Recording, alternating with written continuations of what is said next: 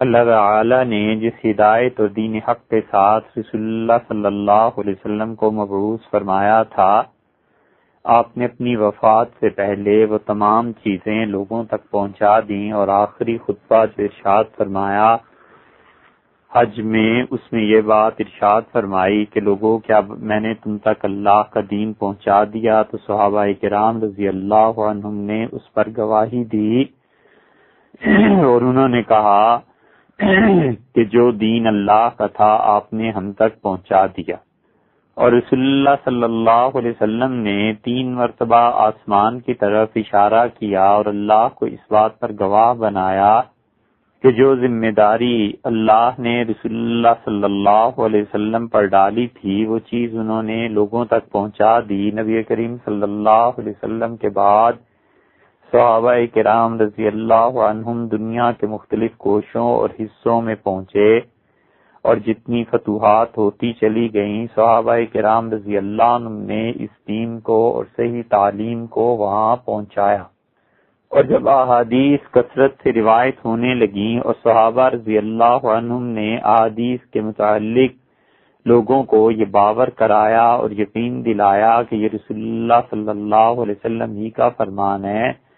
اور یہ دین ہے اور بالکل اس طریقے پر عمل کرنا چاہیے، اور لوگوں نے اس بات کو مان لیا اور انہیں اس بات کا احساس ہو گیا کہ اب دنیا میں اپنی عاقبت بنانے کا بہت بڑا اور خوش نصیبی کا موقع اللہ نے دیا ہے، تو صحابہ کرام رضی اللہ عنہم کے بعد تابعین اعظام رحمہم اللہ حدیث کی نشر و اشاعت میں لگ گئے۔ اس کے ساتھ ساتھ سیاسی طور پر جو تبدیلیاں خلافت میں واقع ہو رہی تھیں، یہ سب حالات جب رونما ہوئے تو ایک بہت بڑا مسئلہ یہ اٹھا کہ ایمان کس چیز کا نام ہے، اور اس بات کا مسئلہ اٹھا کہ کبائر اور کبیرہ گناہ کیا ایمان کو ختم کرتے ہیں یا نہیں کرتے۔ ایک طرف رسول اللہ صلی اللہ علیہ وسلم کی وہ احادیث تھیں جن میں یہ آیا تھا کہ فلاں کبیرہ گناہ کا مرتکب وہ مومن نہیں ہے، اور جو آدمی یہ گناہ کرے وہ مومن نہیں، جو یہ گناہ کرے وہ مومن نہیں، اور دوسری طرف یہ آیا تھا کہ اللہ تعالی جو بھی ایمان پہ مر گیا اسے جنت میں بھیجے گا، من قال لا الہ الا اللہ دخل الجنہ، جس نے لا الہ الا اللہ کا اقرار کیا وہ جنت میں جائے گا۔ تو یہ چیزیں جب صحابہ کرام رضی اللہ عنہم کی طرف سے سامنے آئیں تو اب لوگوں نے اس بات کو پوچھنا شروع کیا کہ جناب ایک طرف تو کبیرہ گناہوں کا ارتکاب یہ جنت میں داخلے سے مانع ہے، اور دوسری طرف ایمان پر موت آ جائے تو اس پر جنت میں چلے جائیں گے، آپ بتائیے یہ سب چیزیں کیا ہیں؟ تو اس میں ایک واضح طور پر فتویٰ دینا تھا، واضح طور پر عقیدہ رکھنا تھا، اور صحابہ کرام رضی اللہ عنہم نے صاف یہ مسئلہ بتا دیا کہ کبیرہ گناہ کا مرتکب کافر نہیں ہوتا، وہ فاسق ہو جاتا ہے۔ اور یہ کفر اور ایمان کا مسئلہ اور یہ کہ مرتکب کبائر کو کیا کہا جائے گا، یہ مسئلہ بہت زیادہ بڑھنا شروع ہوا، یہاں تک کہ امت میں ایک گروہ ایسا پیدا ہو گیا جو کبیرہ کے مرتکب افراد کو کافر قرار دیتا تھا، اور ان میں سر فہرست یہ خوارج تھے، یہ لڑکے تھے جنہوں نے نیا دین پڑھا تھا، اور یہ ہر کبیرہ گناہ کے مرتکب انسان کو کافر قرار دینے پر تلے ہوئے تھے۔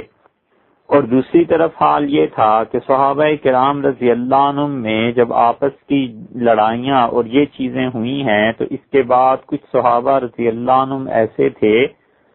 جنہوں نے حضرت عثمان رضی اللہ عنہ کی شہادت سے پہلے لمبے اسفار کیے، دور دراز کے علاقوں میں چلے گئے، اور اب جب مدینہ منورہ آئے تو سیدنا عثمان رضی اللہ عنہ کی شہادت کے بعد حالات اور واقعات کچھ کے کچھ ہو چکے تھے، تو ان اللہ کے بندوں نے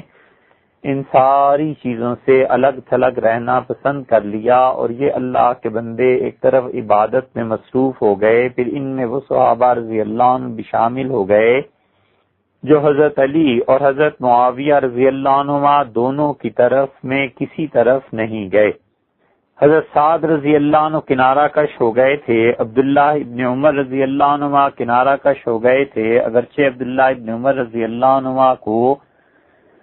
اس بات کا افسوس رہا کہ انہوں نے کیوں نہیں سیدنا علی مرتضی رضی اللہ عنہ کا ساتھ دیا، حضرت عمران رضی اللہ عنہ الگ ہو گئے، ابو بکر رضی اللہ عنہ الگ ہو گئے۔ تو یہ پہلا طبقہ تھا جنہوں نے اپنے آپ کو سارے ان سیاسی جمیلوں سے الگ کر لیا اور اللہ کی عبادت میں مصروف ہو گئے، اور سب سے پہلے انہیں کہا گیا کہ یہ لوگ معتزلہ ہیں۔ معتزلہ کا مطلب یہ ہے کہ یہ لوگ ہٹ گئے، ہم سے الگ ہو گئے۔ قرآن کریم میں بھی آیا ہے اور اللہ تعالیٰ نے فرمایا ہے کہ سیدنا ابراہیم علیہ السلام کے بیان میں کہ فَإِذِ اعْتَزَلْتُمُوهُمْ، کہ جب انہوں نے چھوڑ دیا اللہ کے علاوہ باقی بتوں کی پرستش جو لوگ کرتے تھے، ان لوگوں کو چھوڑ دیا اور ان سے الگ ہو گئے، تو پھر ہم نے ان پر یہ مہربانیاں کی۔ تو اعتزال یعنی لوگوں کو چھوڑ دینا اور ایک طرف ہو جانا، یہ سب سے پہلا طبقہ جو تھا وہ صحابہ کرام رضی اللہ عنہم کا تھا، اور دوسرا طبقہ اس کے بعد اس وقت اٹھا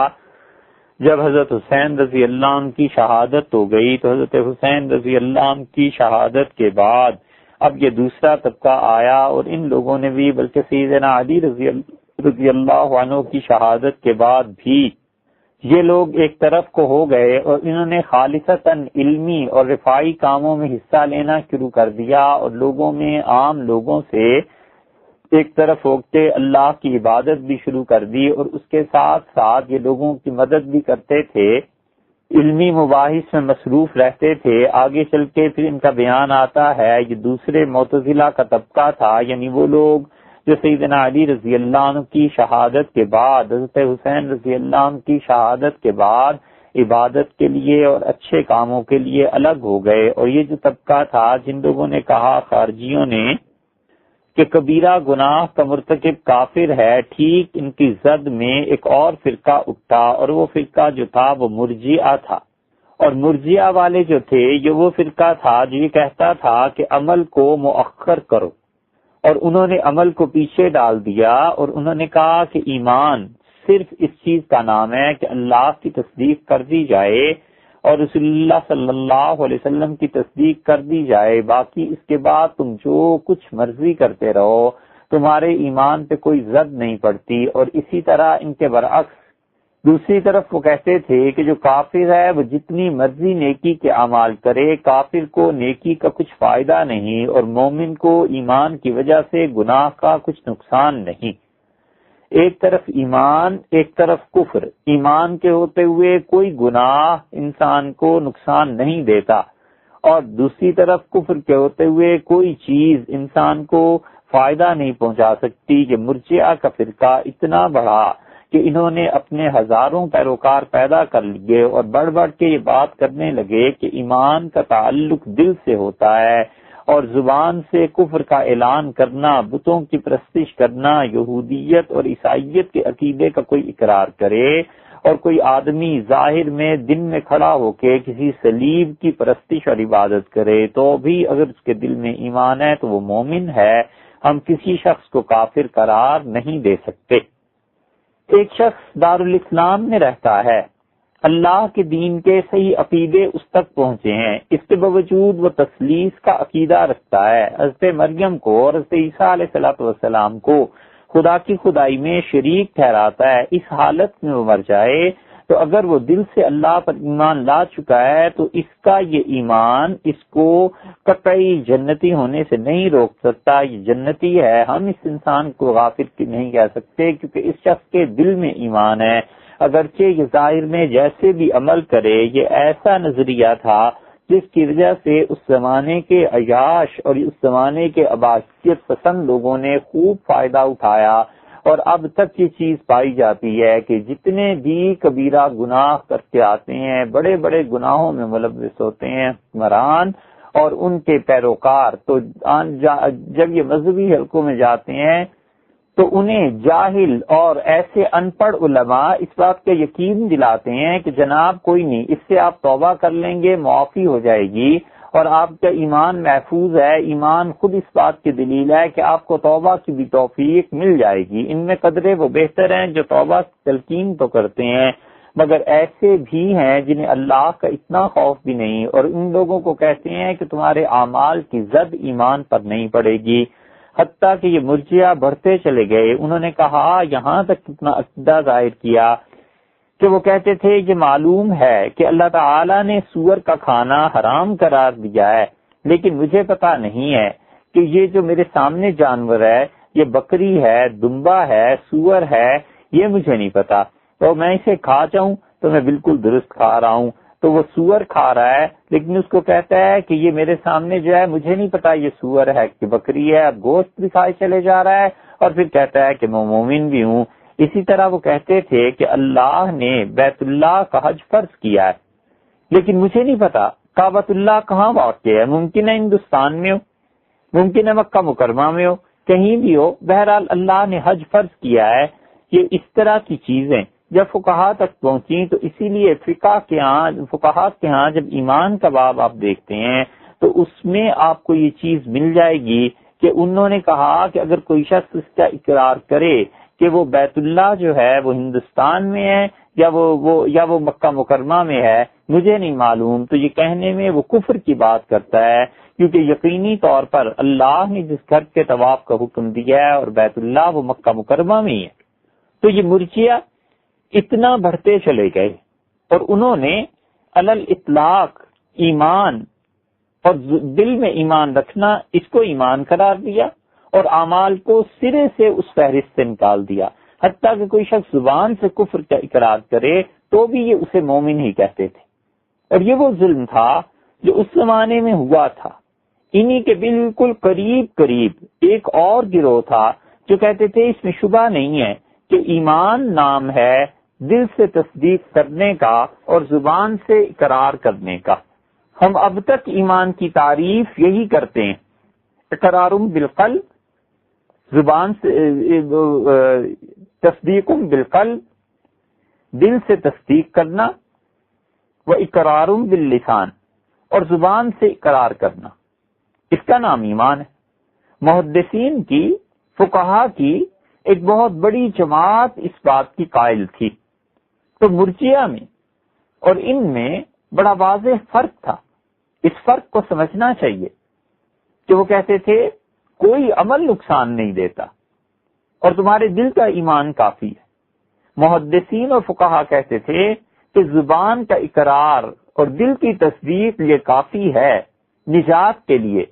لیکن عمل جو ہے اس کو بھی ہم ضروری قرار دیتے ہیں اگرچہ وہ ایمان کا حصہ نہیں ہے. لیکن یہ تو نہیں ہو سکتا کہ ایمان کی وجہ سے اگر کوئی آدمی نماز نہ پڑھے تو اس سے نقصان ہی نہیں، حج نہ کرے تو بھی نقصان نہیں، حتیٰ کہ اللہ نے جن گناہوں کے بارے میں منع فرمایا وہ کرے تو اس کا کوئی نقصان ہی نہیں، یقیناً اس کا نقصان ہے. نبی کریم صلی اللہ علیہ وسلم نے کتنی چیزوں کے بارے میں ارشاد فرمایا کہ جب وہ شخص یہ حرکت کرتا ہے تو اس کے دل سے ایمان نکل جاتا ہے. حدیث میں آتا ہے کہ رسول اللہ صلی اللہ علیہ وسلم چور جب چوری کرتا ہے تو اس کا ایمان اس کے سر پہ آ جاتا ہے، دل سے نکل جاتا ہے. اور آپ نے فرمایا زانی آدمی جب زنا کرتا ہے معاذ اللہ تو اس کا ایمان اس کے دل سے نکل جاتا ہے. محدثین اور فقہا کہتے تھے کہ یہ ایمان جو دل سے نکل گیا یہ اتنے بڑے گناہ ہیں کہ ان کی یقیناً ایمان پر فرق پڑے گا اور اس انسان کا ایمان جو عقیدہ ہے اس کا عملی زندگی میں مؤثر نہیں ہو سکا، یہ گناہ گار ہو جائے گا. جبکہ مرجئہ یہ کہتے تھے کہ اس انسان کو کوئی فرق نہیں پڑتا اگر دل سے تصدیق کرتا ہے. یہ بہت بڑا فرق تھا، بظاہر باریک فرق ہے لیکن حقیقت میں بہت بڑا فرق تھا. تو مرجئہ ان کا معاملہ اور تھا اور محدثین اور فقہا ان کا معاملہ اور تھا. یہ لوگ جو زبان سے اقرار کو اور دل سے تصدیق کو ایمان کہتے تھے ان میں بہت بڑے بڑے لوگ شامل تھے اور یہ یقیناً اس گمراہ فرقے مرجئہ سے تعلق نہیں رکھتے تھے. سیدنا علی رضی اللہ عنہ کے پوتے حسن بن محمد بن علی، یہ مشہور تابعی عبداللہ ابن عباس رضی اللہ عنہما کے شاگرد سعید ابن جبیر رحمت اللہ علیہ، طلق ابن حبیب، عمر بن مرہ، محارب بن دثار، مشہور محدث، اور تو اور عبداللہ ابن مسعود رضی اللہ عنہ کی وراثت جن کے حصے میں آئی اور ابن مسعود رضی اللہ عنہ کی گدی کوفہ میں چند واسطوں سے جن کے مقدر میں آئی حماد بن ابی سلیمان رحمت اللہ علیہ مجمعین، یہ سب کے سب اس بات کے قائل تھے کہ دل سے تصدیق اور زبان سے اقرار یہ ایمان ہے اور انسان کو اچھے اعمال کرنے چاہیے۔ اور وہ کہتے تھے یہ جو تصدیق ہے یہ نہ کم ہوتی ہے نہ زیادہ ہوتی ہے، یہ ایک مسئلہ تھا ان میں، اور مرجئہ اس سے بالکل مختلف کہتے تھے۔ تو ان دونوں میں فرق کرنا چاہیے۔ تو مرجئہ جو یہ کہتے تھے کہ ایمان کے ہوتے ہوئے کوئی گناہ نقصان نہیں پہنچاتا اور کفر کے ہوتے ہوئے کوئی نیکی نفع نہیں دیتی، یہ محدثین اور فقہاء نے ان کی تردید کی۔ اس کے باوجود ان حضرات کے ساتھ یہ زیادتی ہوئی کہ لوگوں نے ان لوگوں کو، یعنی حسن بن محمد بن علی اور سعید بن جبیر رحمۃ اللہ علیہ اور حماد بن ابی سلیمان رحمۃ اللہ علیہ وغیرہ، ان حضرات کے کچھ لوگوں کو انہوں نے مرجئہ کے کھاتے میں ڈال دیا۔ یہ وہ ظلم ہے جو امام ابو حنیفہ رحمۃ اللہ علیہ پہ بھی ہوا۔ اور لکھنے والوں نے لکھا کہ امام ابو حنیفہ رحمۃ اللہ علیہ مرجئہ میں سے تھے۔ ایک تو یہ بات ہے کہ کسی انسان کی کتاب میں تحریف ہو گئی ہو، یا اس انسان کو اس بات کا علم نہ پہنچا ہو اور انہوں نے غلطی سے لکھ دیا ہو، یا یہ کہ مرجئہ کے دو فرقے قرار دیے گئے۔ ایک فرقہ جو تھا وہ اہل سنت میں سے تھا۔ اہل سنت کا مطلب یہی حضرات جن کے نام ہم نے لیے ہیں، جیسے علی رضی اللہ عنہ کے پوتے اور حماد بن ابی سلیمان اور سعید بن جبیر رحمۃ اللہ علیہ وغیرہ وغیرہ، یہ تینوں حضرات ایسے ہیں، یہ تینوں فرقے ایسے ہیں جن کی کتابوں میں تحریف ہو گئی، یا جنہوں نے لا علمی کی بنیاد پہ لکھ دیا، یا یہ کہ انہوں نے کہا یہ مرجئہ اہل سنت ہیں، یعنی یہ بھی اس بات کا اقرار کرتے ہیں کہ اعمال ایمان کا حصہ نہیں ہے،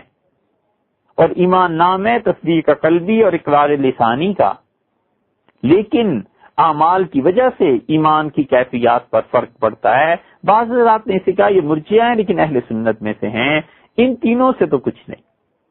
ان تینوں حضرات نے خواہ ان کی کتابوں میں گڑبڑ ہو گئی، اور خواہ انہوں نے اپنی لا علمی سے لکھا، اور خواہ وہ مرجئہ اہل سنت کے قائل تھے، کوئی حرج نہیں ہے، اللہ تعالیٰ انہیں صحیح باتوں پر اجر دے گا۔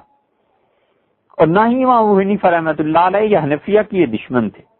لیکن جنہوں نے جان بوجھ کے حنفیہ کو مرجئہ کے کھاتے میں ڈالا اور انہیں پتا تھا سارے حقائق کا، یقیناً اللہ ان سے پوچھے گا قیامت میں اور خدا کے یہاں عدل ہو جائے گا۔ احناف پر یہ ظلم ہوا،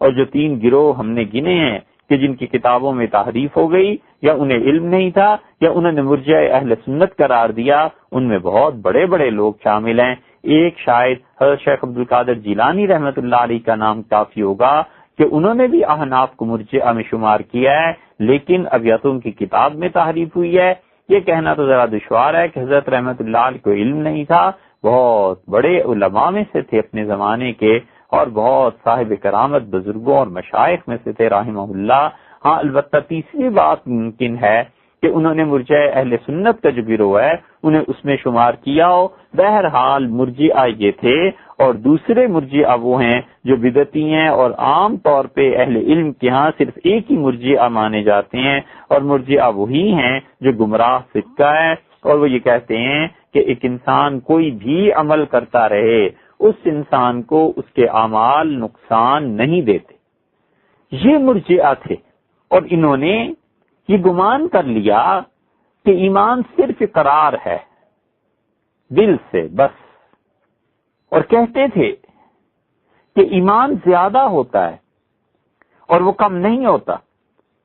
اور یہ ظلم حنفیہ کو ساتھ ملانے کا ایک اور نے بھی کیا، یعنی بعض لوگوں نے جنہوں نے جان بوجھ کے کیا ہے،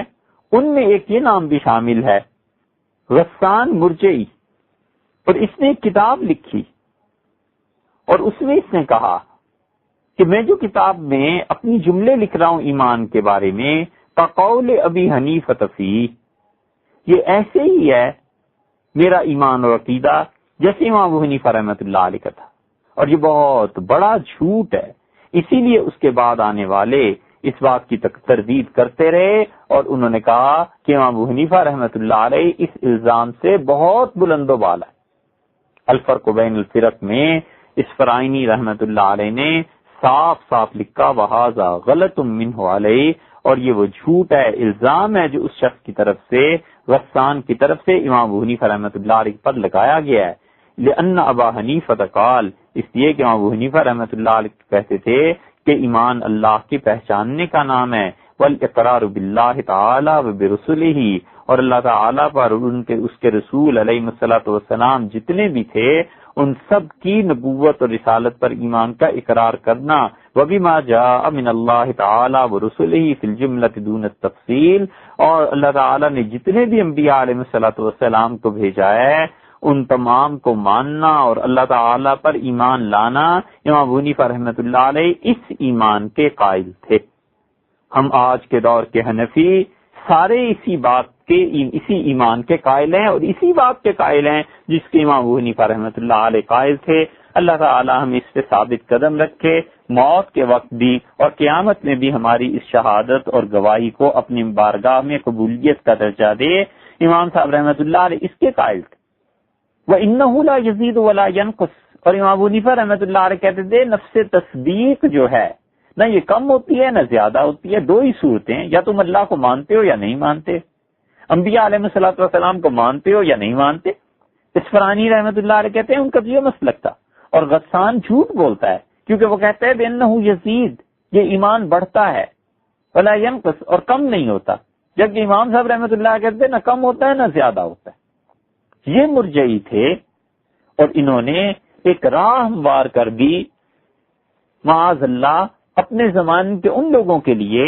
جو کبیرہ گناہوں کا ارتکاب کرتے تھے اور کہتے تھے ایمان ہے،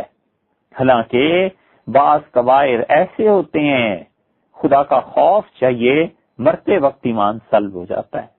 اور بعض کبائر ایسے ہوتے ہیں جن سے توبہ کی توفیق نہیں ہوتی۔ حقوق العباد جو لوگ ضائع کرتے ہیں، یتیم، بیوہ،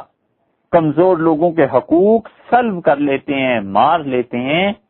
ان میں سے بہت سو کے یہ گناہ ایسے ہوتے ہیں کہ مرتے وقت ایمان خطرے میں پڑ جاتا ہے۔ یہ ایک الگ موضوع ہے، ہم اس پہ نہیں آ رہے۔ اور پھر امام ابو حنیفہ رحمۃ اللہ علیہ کو مرجیہ میں شامل کرنا، حالانکہ مرجیہ کے ہاں دیکھو وہ کہتے تھے کہ من لطم نبیا، کوئی آدمی فرض کرو کسی نبی علیہ الصلوۃ والسلام کو تھپڑ مارتا ہے یا اسے قتل کرتا ہے تو وہ کافر نہیں ہو جاتا۔ تھپڑ مارنا، قتل کرنا یہ وجہ کفر نہیں ہے، وجہ کفر اس کے دل میں جو اس سے نفرت ہے نبی سے، وہ وجہ کفر ہے۔ معاذ اللہ، سوچنے کی بات ہے کہ کسی نبی علیہ الصلوۃ والسلام کو کوئی تھپڑ مارے یا قتل کرے تو یہ کیا محبت کی وجہ سے کرے گا؟ ظاہر ہے کہ اس کا یہ فعل اس بات کی دلیل ہے کہ اس کے دل میں اس شخص کے خلاف نفرت ہے، تو ہم اس کے فعل پہ حکم لگائیں گے نا، اس کا دل چیر کے تو کوئی نہیں دیکھ سکتا۔ اب بعد میں فرض کر لیجئے کہ وہ کہتا ہے مجھ سے غلطی ہو گئی، میں نے تھپڑ مار دیا تھا یا قتل کر دیا تھا، لہٰذا مجھے کچھ نہ کہا جائے، میری نیت یہ نہیں تھی، تو کیا کوئی بھی دنیا کا قانون اس کے اس فعل پر، قتل پہ، اسے محض اس لیے چھوڑ دے گا کہ یہ کہتا ہے میری نیت ٹھیک نہیں تھی؟ اور اگر امام ابو حنیفہ رحمۃ اللہ علیہ اور احناف مرجیہ میں سے ہوتے تو یہ بشر مریسی کا کیا حال ہوا؟ یہ بشر بن غیاث جو تھا مرجئی تھا۔ امام ابو حنیفہ رحمۃ اللہ علیہ کے بعد امام ابو یوسف رحمۃ اللہ علیہ تھے، ان کا یہ شاگرد تھا، اور اس نے علم کلام میں مہارت حاصل کی، اور یہی وہ شخص تھا جس نے اپنے آپ کو حنفی ظاہر کیا اور اس نے کہا میں احناف میں سے ہوں، اور اس کے بعد کہا کہ قرآن اللہ کی کتاب یہ مخلوق ہے، اور اس زمانے کے حنفی فقہا اس سے مناظرہ کرتے رہے۔ اس نے جہم ابن صفوان کو نہیں پایا، لیکن جہم ابن صفوان جس کا ذکر پہلے گزر چکا ہے، اس کا اور اس کا عقیدہ ایک تھا۔ امام شافعی رحمۃ اللہ علیہ کہتے تھے کہ میں نے اس کو دیکھا ہے، اور میں نے حضرت عمران ابن حسین رضی اللہ عنہ کی ایک حدیث بیان کی قرے کے بارے میں کہ حضور اکبر صلی اللہ علیہ وسلم کے زمانے میں قرہ کیا چیز ہوتی تھی، تو اس نے کہا یہ قرہ نہیں ہے، یہ تو جوا کھیلتے تھے۔ یہ الزام اس نے لگایا جوا کھیلنے کا معاذ اللہ صحابہ کرام رضی اللہ عنہم پہ، اور ان کے اور ہمارے آقا حضرت محمد صلی اللہ علیہ وسلم پہ۔ امام حنیفہ رحمۃ اللہ، امام شافعی رحمۃ اللہ کہتے ہیں میں قاضی کے پاس گیا اور میں نے اس کی شکایت کی، انہوں نے کہا ابو عبداللہ شافعی ایک گواہ اور چاہیے، میں اس کی پھانسی کا حکم جاری کروں کہ یہ اتنا بڑا یہ داغ کی بات رسول اللہ صلی اللہ علیہ وسلم کے متعلق کہتا ہے۔ 218 ہجری میں یہ مر گیا، اور جب اس نے یہ بات کہی کہ قرآن مخلوق ہے اور اللہ کی صفت کلام کا انکار کیا، تو امام ابو یوسف رحمۃ اللہ علیہ نے اسے اپنی مجلس سے نکل جانے کا حکم دیا۔ اگر مرجئہ کے ساتھ حنفیوں کا کوئی تعلق ہوتا تو یہ سب حضرات ان مرجئہ سے اپنی جان کیوں چھڑاتے اور یہ کیوں کہتے کہ یہ لوگ گمراہ ہیں اور غلط ان کا عقیدہ ہے اور یہ چیزیں، اس لیے یہ غلط فہمی دور کرنا ضروری تھی کہ مرجئہ الگ ہیں اور حنفی فقہا الگ ہیں۔ امام ابو حنیفہ رحمۃ اللہ علیہ ہرگز بھی مرجئہ میں شامل نہیں تھے۔ ہم نے ابھی ذکر کیا کہ معتزلہ یعنی الگ ہونے والا پہلا طبقہ کون، دوسرا طبقہ کون تھا اور تیسرا طبقہ کون تھا۔ اثر اس پر پڑا کہ اللہ تعالی کی صفات کی نفی کی گئی، اور یہ عقیدہ جیسے کہ پہلے بیان کیا جا چکا، یہ آیا تھا یہودیوں سے، اور نفی صفات باری تعالی کے عقیدے کی باضابطہ تعلیم ابان ابن سمعان نے دی تھی جعد ابن درہم کو، اور جہم ابن صفوان اور جعد ابن درہم نے اللہ تعالی کی صفات کو معطل، بیکار، اس کا عقیدہ ظاہر کیا۔ اسی لیے شیخ الاسلام ابن تیمیہ رحمۃ اللہ علیہ نے ایک رسالہ لکھا ہے حمویہ، اور انہوں نے کہا کہ اللہ کی صفات کا سب سے پہلے انکار کرنے والا یہ جعد ابن درہم ہے، اور پھر انہوں نے فرمایا کہ جہم ابن صفوان نے جعد سے یہ عقیدہ لیا اور اس کی اشاعت کی، اور اسی لیے ان کا مسلک جہمیہ کہلایا۔ تو جعد ابن درہم نے بنیاد رکھی اور جہم ابن صفوان نے اس چیز کو پھیلایا، اور انہوں نے کہا کہ اللہ تعالی کی صفات معاذ اللہ کوئی ان کی اہمیت اور حیثیت نہیں، اور اللہ کی صفت کلام کی نفی کی۔ اور ان کے زمانے میں محدثین فقہا انہیں سمجھاتے رہے اور کہتے رہے کہ اللہ کلام کرتا ہے، کیسے کرتا ہے ہم اس کیفیت کو نہیں جانتے، لیکن کتاب و سنت سے یہ بات ثابت ہے، اور یہ ظالم لوگ اس بات کا انکار کرتے رہے۔ اسی وجہ سے قدماء کی آپ تصانیف اٹھا کر دیکھیں، انہوں نے اللہ کی صفات پر کتنا زور دیا۔ امام بخاری رحمت اللہ علیہ نے اپنی صحیح بخاری کو جہاں مکمل کیا ہے، وہاں انہوں نے کتاب ایک عنوان پورا باندھا ہے، کتاب التوحید والرد علی الزنادقہ والجہمیہ، یہ اللہ کی توحید کو بیان کرنے کے سلسلے میں، اور اس میں بددین لوگوں کا رد کیا گیا ہے اور جہمیہ فرقے کا، کیونکہ جہم ابن صفوان یہ اللہ کی صفات کا انکار کرتے تھے۔ سنن ابو داؤد میں آپ کو اب بھی ملے گی کتاب الرد علی الجہمیہ، جہمیہ کا رد۔ سنن نسائی دیکھ لیں، کتاب النعود جو اس میں ہے، اس میں بھی یہی چیزیں ہیں کہ اللہ تعالی کی صفات کا ذکر ہے۔ امام بخاری رحمۃ اللہ علیہ کے استاد تھے نعیم بن حماد خزائی، انہوں نے پوری کتاب لکھی کہ کتاب فی الصفات، کتاب ہے صفات کے بارے میں، یعنی اللہ تعالیٰ کی صفات، اس پہ کیا ایمان ہونا چاہیے، کون سی صفات ہیں، والرد علی الجہمیہ، اور اس بات کا کہ جہمیوں کا رد کیا جائے۔ امام بخاری رحمۃ اللہ علیہ کے استاد دوسرے تھے عبداللہ ابن محمد جوفی، انہوں نے بھی اسی نام سے کتاب لکھی۔ امام دارمی رحمۃ اللہ علیہ جو امام بخاری رحمۃ اللہ علیہ کے معاصر ہیں، انہوں نے کتاب لکھی کتاب الصفات والرد علی الجہمیہ۔ کتاب الصفات یعنی باری تعالیٰ کی صفات کیا ہیں، کس طرح ان پہ ایمان رکھنا ہے، اور اس کے ساتھ ساتھ یہ کہ جہمیوں کا رد کیا ہے۔ امام احمد ابن حنبل رحمۃ اللہ علیہ نے کمال کیا اس میں، اور انہوں نے فی اثبات الصفات، اللہ تعالیٰ کی صفات کا اقرار کرنا اور جہمیوں کا رد، یہ سب کی سب چیزیں انہوں نے لکھی۔ یہ جتنے بھی تھے جہمی، بنیادی طور پر دو چیزیں تھیں، ایک اللہ تعالیٰ کی صفات کی نفی اور ایک قرآن کا مخلوق ہونا۔ اسی لیے حافظ ابو القاسم رحمۃ اللہ علیہ نے عقیدے پر جو کتاب لکھی ہے، انہوں نے کہا اس بات امت میں کوئی اختلاف نہیں کہ پہلا شخص جس نے یہ دعویٰ کیا کہ قرآن مخلوق ہے، مٹ جانے والی چیز ہے، ختم ہو جانے والی چیز ہے،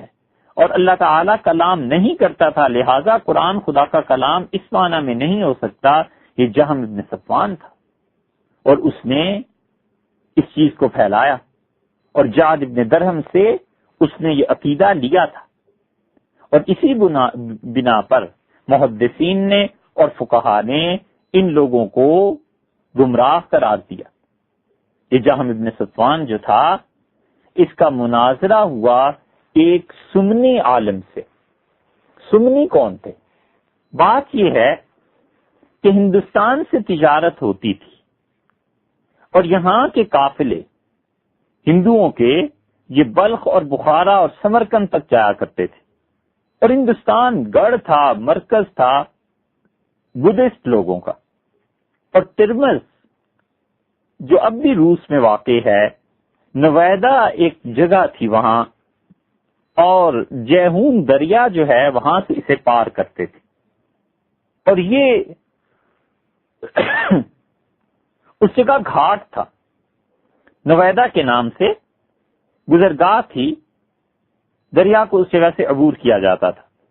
ہشام بن عبد الملک اس کے زمانے میں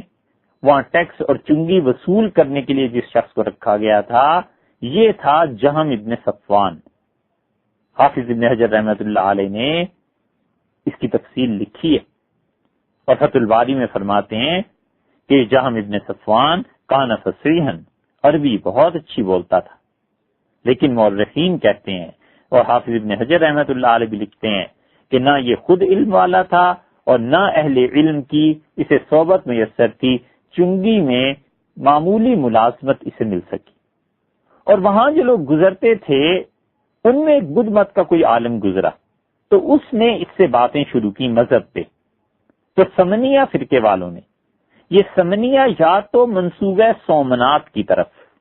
مشہور مندر، اور یا پھر البیرونی نے اپنی کتاب الآثار الباقیہ میں لکھا ہے کہ جو بدھ مت والے تھے ان کو شمنان کہتے تھے، تو ممکن ہے شمنان سے سمنان بناؤ، اور پھر اسی سے سمنی یا سمنیہ اور یہ بدھسٹ علماء جو تھے، ان سے اس کی گفتگو ہوئی جہم کی، اور اس نے کہا کہ تم کیا عقیدہ رکھتے ہو؟ اس نے کہا میں خدا پہ ایمان رکھتا ہوں۔ اس سے پوچھا تم نے آنکھ سے دیکھا ہے اسے؟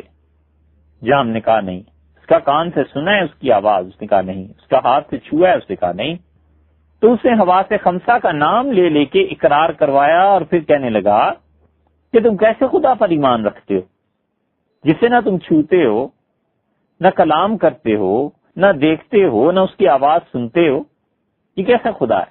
جہاں ہم اپنے گھر چلا گیا، اور کہتے ہیں کہ پھر اس نے نماز پڑھنی چھوڑ دی، ساری شریعت پہ عمل چھوڑ دیا، اور 40 دن کے بعد وہ اسی بدھسٹ سے ملا اور اسے کہنے لگا کہ تمہارے اندر روح ہے؟ اس کا ہے۔ اس کا تم نے اپنی روح کو چھوا ہے؟ اس نے کہا نہیں۔ پھر الغرض سارے حواس خمسہ پہ اس نے بحث کی کہ آنکھ سے دیکھا ہے، کان سے سنا ہے، اس کا کلام سنا ہے، وہ ہر مرتبہ نہ کرتا رہا۔ تو اس نے کہا جس طرح بغیر دلیل کے تو روح کا قائل ہے، اسی طرح میں بغیر دلیل کے اللہ پر ایمان لاتا ہوں۔ یہ تو اس نے کہہ دیا، لیکن ظاہر ہے کہ اللہ تعالی کی صفات ہیں، اس نے صفات کا انکار کیا اور اس کے دل میں شک کا بیج پڑ گیا۔ اور پھر اس کے ساتھ ساتھ دوسرا مسئلہ جو تھا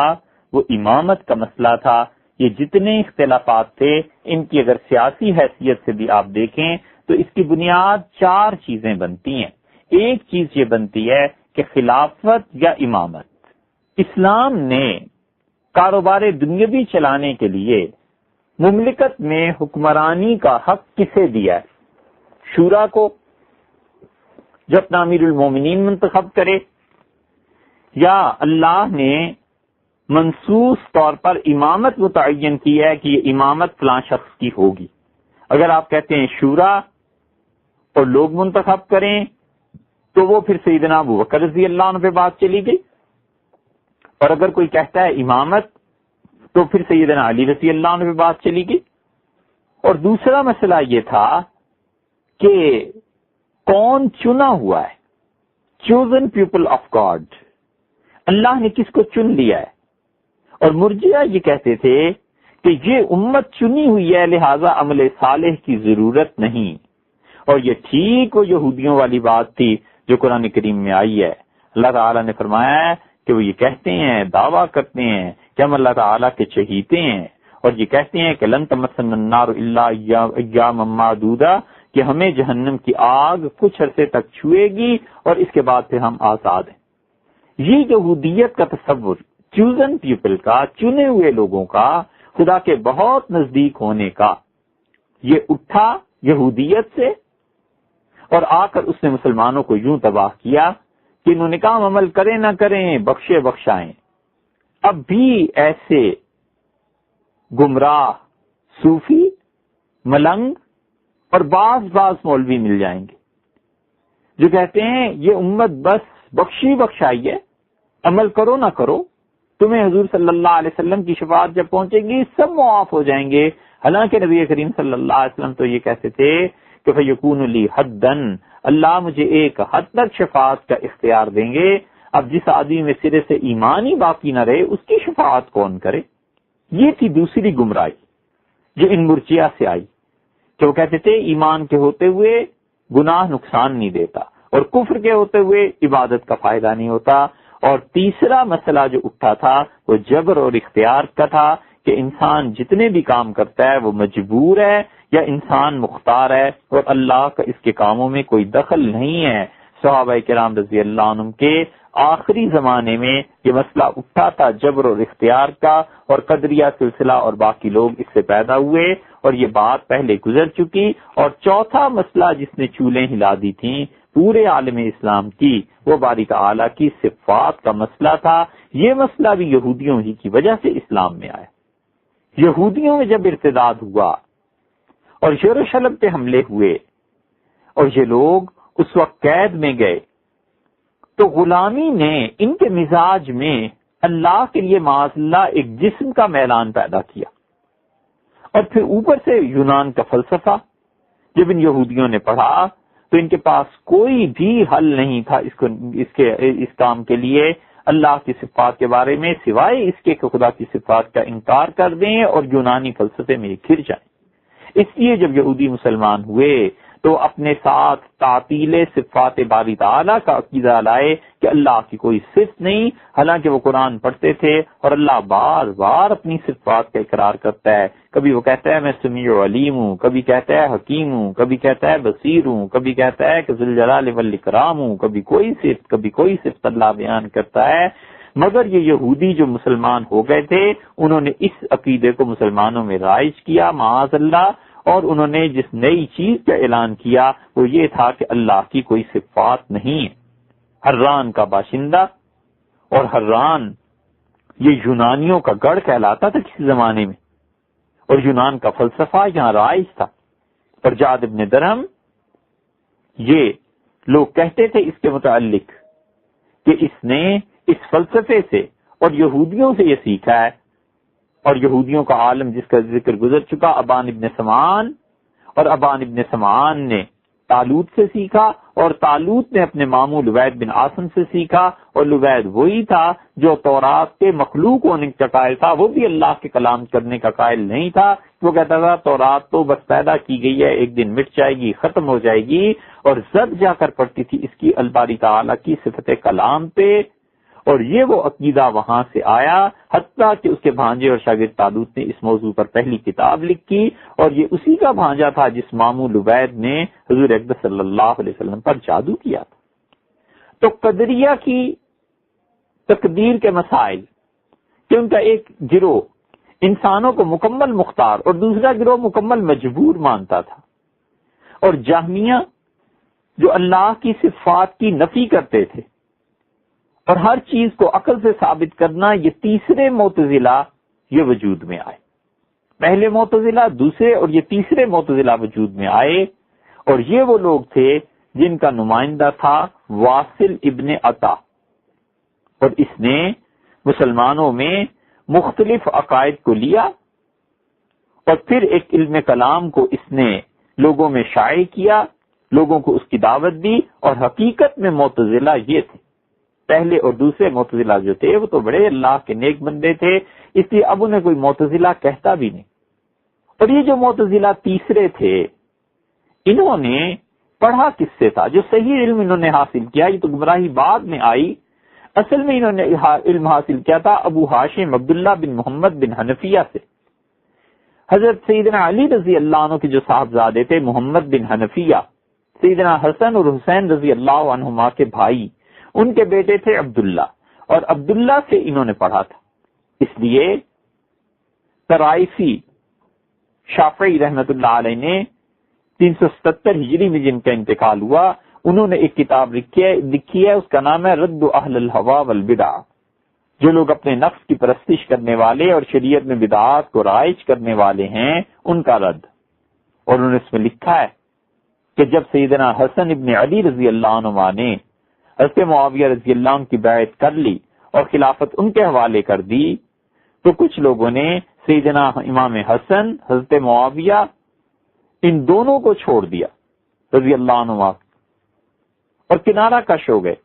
اور گھروں اور مسجدوں میں جا کر بیٹھ گئے اور کہنے لگے اب ہم اپنی زندگی میں دو کام کریں گے، ایک علم اور ایک عبادت۔ یہ تھے معتزلہ۔ اس سے معلوم ہوتا ہے کہ یہ جو فرقوں کی بنیاد تھی، ان کا رد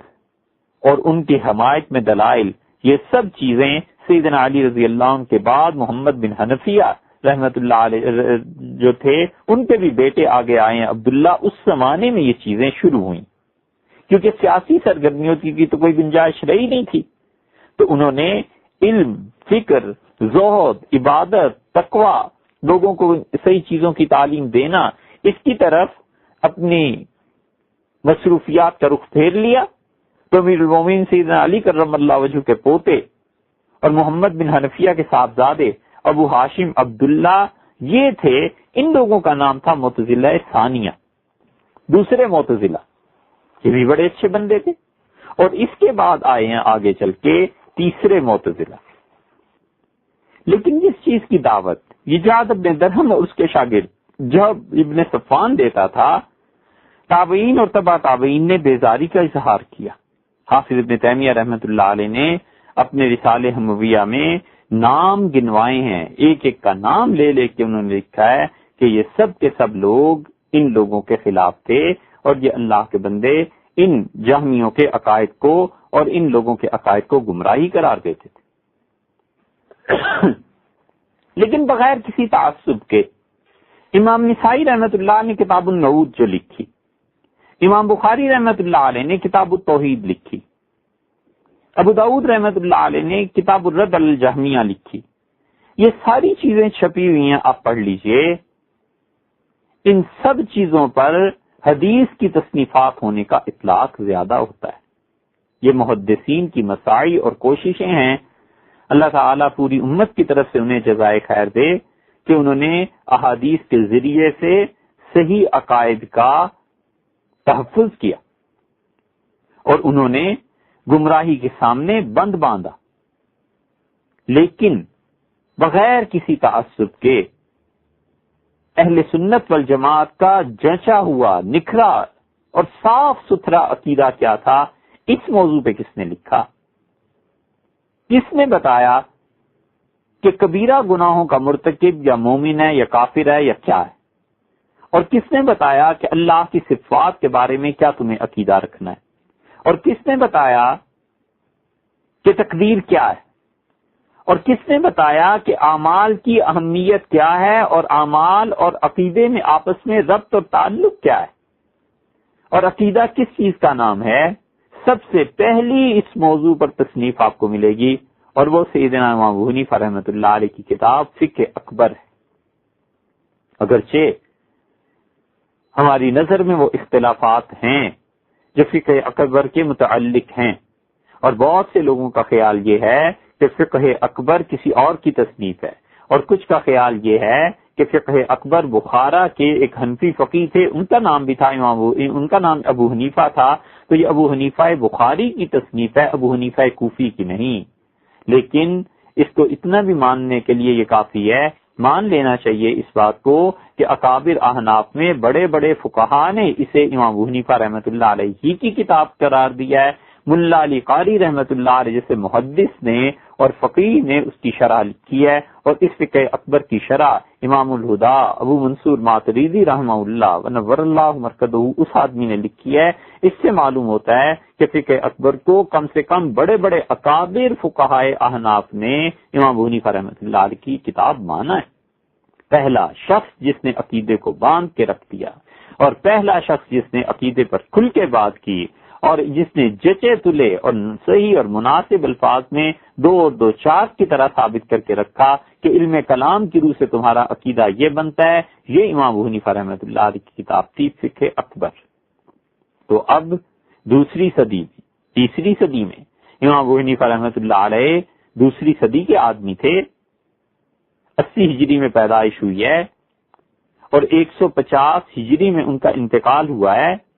دوسری صدی ہجری کے آدمی تھے، اور امام صاحب رحمۃ اللہ علیہ فرماتے تھے میں نے بصرہ کا 20 مرتبہ سے زیادہ سفر کیا ہے گمراہ فرقوں سے عقیدے میں مناظرہ کرنے کے لیے اور ان کا رد کرنے کے لیے۔ تو اس دور میں دوسری صدی میں اور اس کے بعد تیسری صدی میں علم کلام کے 2 مکاتیب فکر کھل کے سامنے آ گئے۔ ایک طرف وہ بدعتی اور گمراہ فرقے تھے، جہمیہ اور معتزلہ اور یہ لوگ، اور دوسری طرف فقہا تھے، محدثین تھے، اور یہ اس زمانے میں علم التوحید و صفات کہلاتا تھا یا فقہ اکبر کہلاتا تھا۔ اور معتزلہ اللہ کی صفات کے معطل ہونے اور اس کے ساتھ ساتھ تقدیر کے کچھ نہ ہونے پر گمراہ کے اتنا زور دیتے رہے کہ آدھی صدی کے بعد، 1 صدی کے بعد یہ فتنہ اٹھا، اور اس فتنے کی رو میں بہ گئے بڑے بڑے لوگ، حتیٰ کہ حکومت وقت مامون الرشید اس نے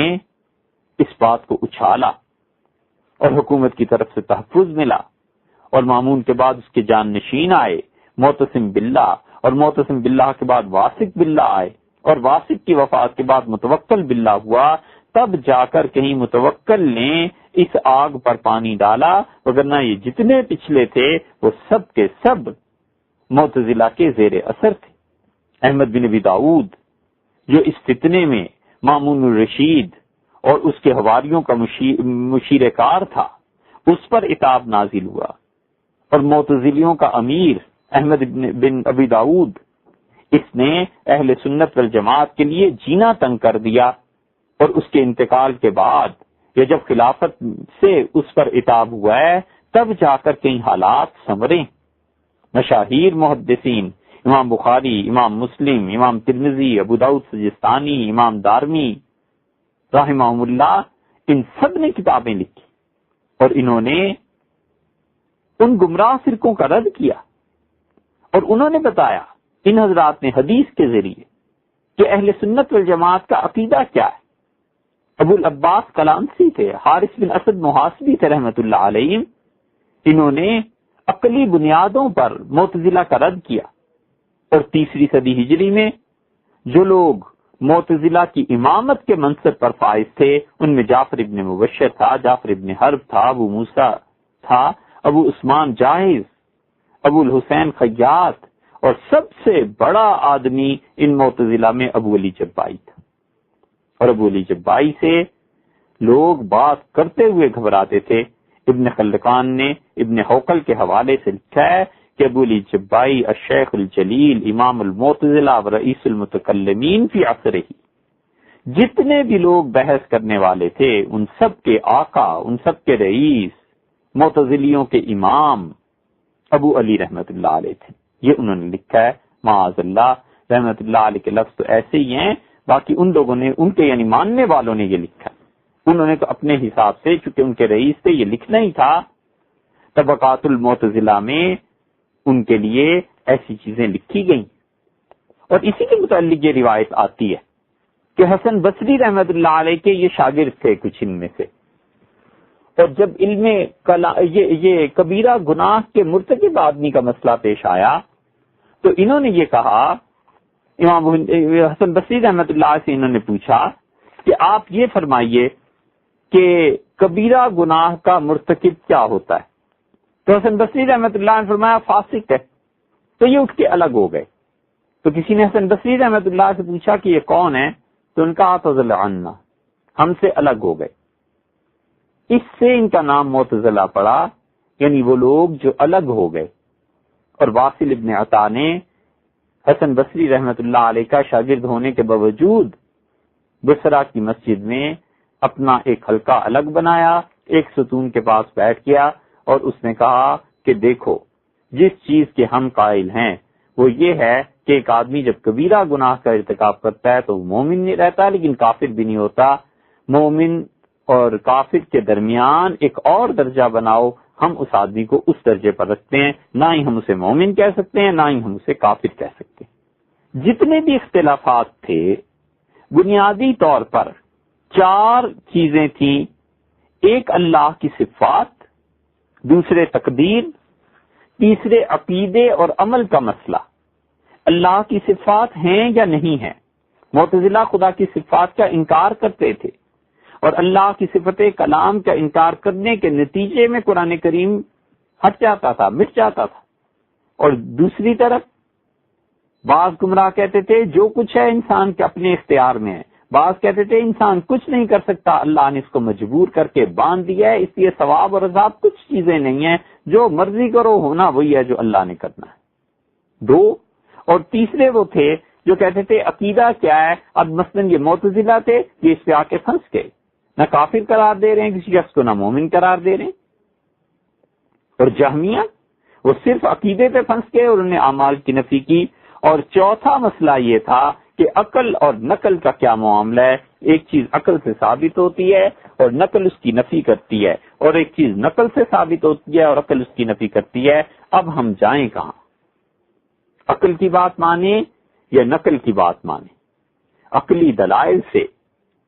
یہ معتزلی پکڑ لیتے تھے اپنے مخالفین کو، اس لیے امام احمد ابن حنبل رحمت اللہ علیہ نے